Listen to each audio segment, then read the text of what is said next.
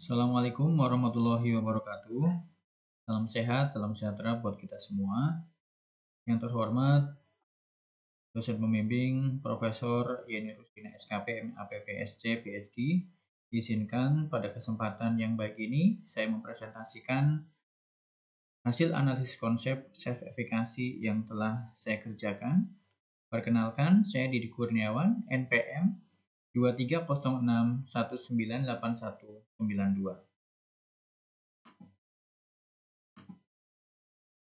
Yang pertama adalah latar belakang, di mana riset terkait dengan self-efikasi telah banyak dilakukan dan menyumbangkan kerangka konseptual yang dimanfaatkan berbagai disiplin ilmu.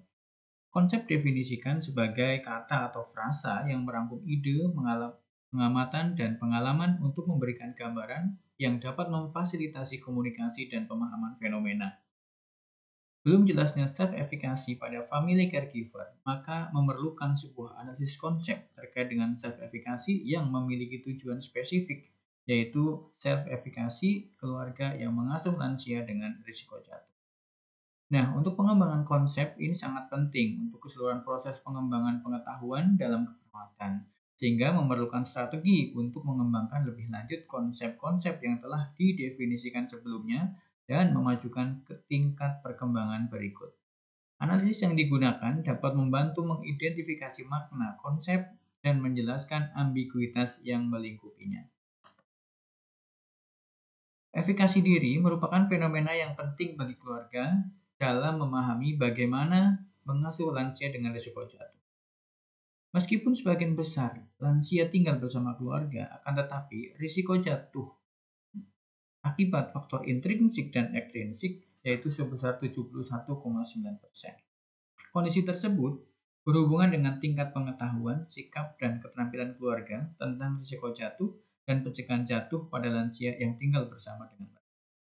Solusinya adalah jatuh ini sebagian besar dapat dicegah dan risiko cedera dapat dikurangi dengan motivasi, kebiasaan sehat, dan kesadaran bagi lansia dan keluarga tentang cara mengurangi risiko lansia terjatuh. Efikasi diri dapat digunakan untuk menjelaskan kemampuan mengasuh informal untuk mengatasi tantangan pengasuhan. Analisis konsep yang penulis lakukan ini menggunakan analisis konsep 8 langkah dari Walker dan Avan.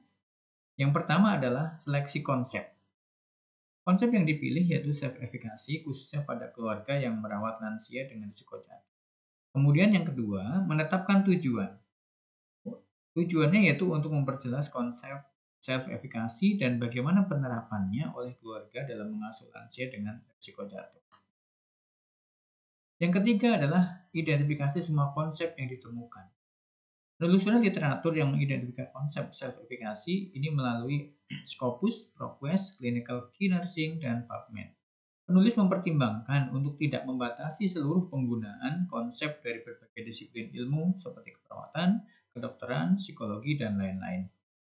Untuk hasil identifikasi semua konsep dapat dilihat pada tabel 3, di mana penulis menemukan ada 13 definisi dari konsep self-efikasi.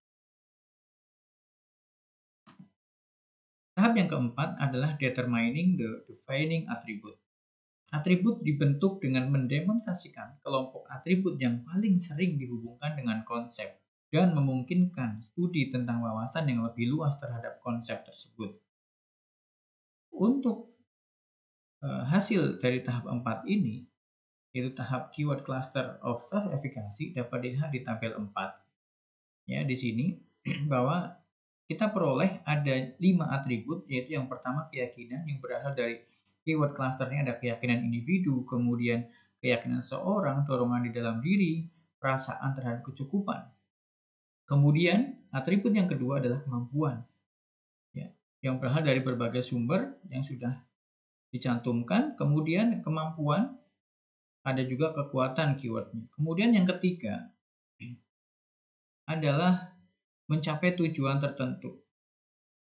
Di sini keywordnya ada mengorganisir tindakan, mencapai tujuan tertentu, menampilkan tugas, kemudian merancang menghasilkan perilaku yang semuanya adalah untuk mencapai tujuan yang diinginkan. Atribut yang keempat yaitu mengatasi masalah. Ini berasal dari 3 sumber, Kata kuncinya yaitu mengatasi masalah kehidupan, mengatasi rintangan, kemudian menguasai situasi. Untuk atribut keempat itu melakukan tindakan atau actionnya, ya, berasal dari beberapa sumber di sini dengan kata kunci yaitu mengeksekusi tindakan, kemudian melaksanakan tugas, memfasilitasi pemulihan pasien, mempengaruhi perubahan, melakukan tindakan dan keterampilan keperawatan.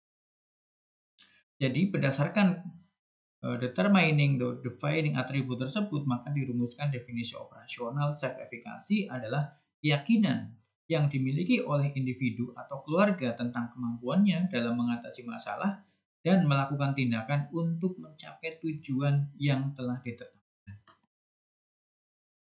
Tahap yang kelima yaitu model kasus. Pengembangan model kasus akan berguna bagi peneliti untuk memperjelas konsep, mendapatkan lebih banyak gagasan konkret, dan mempertegas arah penelitian yang akan dilakukan. Di kasus ini, model kasus ini, sudah saya tandain yang berwarna kuning, ini mencerminkan atau menandakan atribut-atribut yang ditemukan pada model kasus. Tahap yang keenam, yaitu kasus borderline. Ya, di mana pada kasus borderline terdapat atribut yang positif dan atribut yang negatif.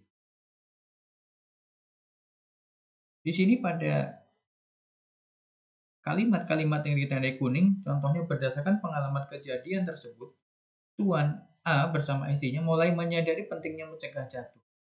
Nah, tapi mereka ragu apakah bisa merawat dan menjaga orang tuanya dengan baik. Ya, mereka berdua berusaha memeriksa kesehatan, kemudian belum bisa rutin memeriksa kesehatan penyakit hipertensi yang diderita oleh orang tuanya, sehingga tidak minum obat teratur, kemudian lingkungan rumah sudah dibenahi, lantai kamar mandi tidak licin. Anak-anak mereka tidak mau membereskan mainannya, sehingga di sini nenek N masih sesekali mengalami kejadian jatuh. Nah, untuk yang berikutnya adalah kasus kontrari. Di sini keluarga yaitu TNC bersama istrinya ini menganggap bahwa nenek N tidak berhati-hati dan wajar untuk terjatuh karena si menganggapnya sudah tua. Jadi mereka merasa tidak yakin bisa merawat dan menjaga orang tuanya dengan baik karena sibuk bekerja. Tidak ada waktu, ya, sehingga tidak ada memeriksakan kesehatan orang tuanya. Ini yang tanda warna merah, ya. Nenek N tidak minum obat anti hipertensi. Lingkungan rumah juga dibiarkan dalam keadaan pencahayaan kurang dan lantai kamar mandi yang licin. Nah, akibatnya apa? Di sini nenek N berulang kali mengalami kejadian jatuh. Hal berikutnya adalah antecedent dan consequences. Di mana antecedent adalah peristiwa atau serangkaian peristiwa terkait yang harus terjadi atau ada sebelum suatu ide terwujud. Sedangkan konsekuensi adalah peristiwa atau kejadian yang terjadi sebagai akibat dari perwujudan konsep. Ini menurut Walker dan Avan 2019. Antecedennya di sini ada kesadaran, kemudian pengalaman, pengaruh sosial, etika, perilaku pengetahuan, sikap, dan keterampilan. Kemudian atributnya ada keyakinan, kemampuan mengatasi masalah, melakukan tindakan, mencapai tujuan. Konsekuensinya terjadi penurunan kejadian jatuh, peningkatan kesehatan lansia, dan perilaku sehat.